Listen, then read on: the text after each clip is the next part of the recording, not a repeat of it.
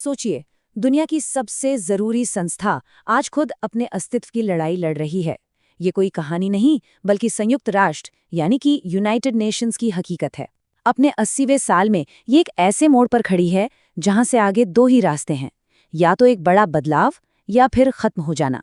मार्च 2025 में एक emergency call की गई, एक ऐसा एक्शन प्लान सामने रखा गया जो इस संस्था को बचा भी सकता है और हमेशा के लिए बिखेर भी सकता है। इसे एक मेडिकल रिपोर्ट की तरह समझिए और उस रिपोर्ट में सिर्फ एक शब्द लिखा है, गंभीर। ये सिर्फ एक शब्द नहीं, बल्कि एक ग्लोबल वार्निंग है।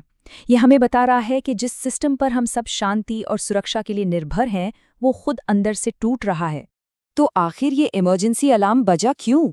मार्च 2025 में ऐसा क्या हो गया जिसने पूरी दुनिया का ध्यान अपनी ओर खींच लिया? दरअसल इसी महीने संयुक्त राष्ट्र ने अपना UNAT initiative action plan launch किया। और ये सिर्फ कोई प्लान नहीं था, ये मदद के लिए एक पुकार थी। दुनिया की सबसे बड़ी संस्था की तरफ से ये मानना कि अब उसे एक बड़े ऑपरेशन की सख्त जरूरत है।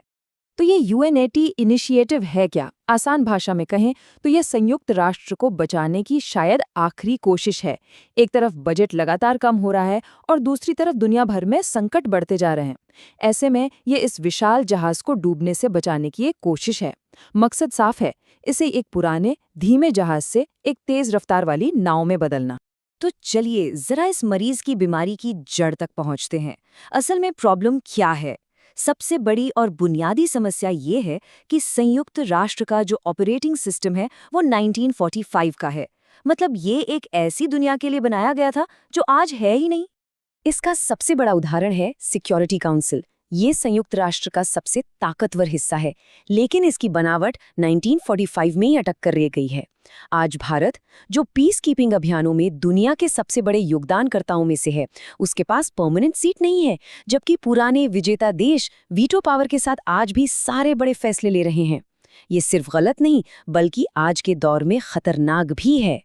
और फिर आता है शासनादेशों का पहाड़, यानी कि वो काम जो सदस्य देशों ने संयुक्त राष्ट्र को सौंपे हैं। और इनकी संख्या जानते हैं कितनी है?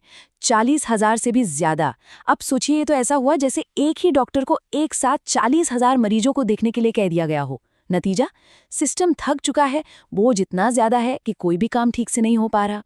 और एक तरफ जहां काम का बोझ आसमान छू रहा है, वहीं दूसरी तरफ पैसा तेजी से घट रहा है। अनुमान है कि 2026 तक बजट में 25% की कटौती हो जाएगी।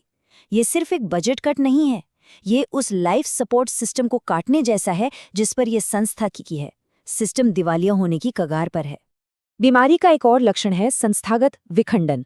मतलब एक ही शरीर के कई अंग एक ही काम कर रहे हैं और अक्सर एक दूसरे के खिलाफ काम कर रहे हैं।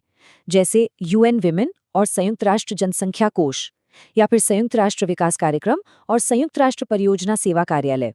इन जैसी कई संस्थाओं का काम आपस में टकराता है। इससे न सिर्फ पैसा और समय बर्बाद होता है, बल्कि जमीनी स्तर पर कंफ्यूजन भी पैदा होता है। और ये एक लाइन पूरी कहानी कह देती है। एक ऐसा सिस्टम जो किसी और जमाने के लिए बनाया गया था, वो आज के दौर में हाँफ रहा है। तो सवाल ये है कि इसका इलाज क्या है? तो अब बात करते हैं इलाज की।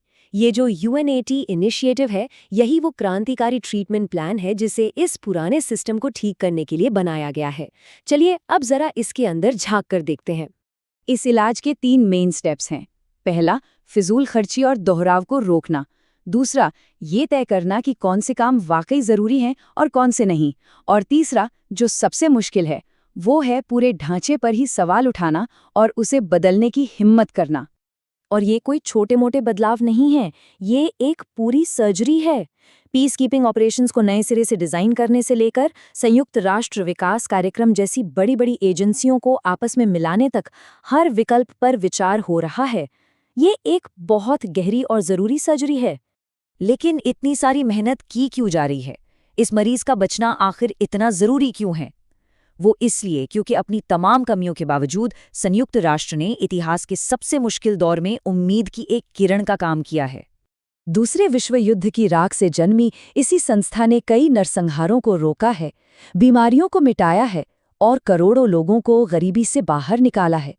1945 में इसकी शुरुआत से लेकर आज 193 सदस्य देशों तक ये दुनिया का एकमात्र ऐसा मंच है जहां सब एक साथ बात कर सकते हैं। शांति और सुरक्षा, मानवाधिकार, विकास और अंतर्राष्ट्रीय सहयोग, ये सिर्फ शब्द नहीं है, ये इंसानियत की सबसे बड़ी उम्मीदों के 4 स्तंभ हैं। और संयुक्त राष्ट्र ही वो इकलौती संस्था है जिसके पास इन सभी को एक साथ लेकर चलने का अधिकार है। तो इस पूरी जांच पड़ताल और इलाज के प्लान के बाद हम आखिरी और सबसे बड़े सवाल पर आते हैं। इस मरीज का आगे क्या होगा? इसका भविष्य क्या है? तो सवाल वही है, क्या ये मरीज बच पाएगा? क्या दुनिया की सबसे महत्वपूर्ण संस्था में खुद को नए सिरे से गढ़ने की हिम्मत और इच्छा शक्ति है? या फिर ये भी इतिहास के पन्नों में दबकर एक अच्छी कोशिश का अवशेष बनकर रह जाएगी? इसका जवाब तो सिर्फ वक्त देगा, लेकिन एक बात तय है, इसका भविष्य हम सबका भविष्य तय करेगा।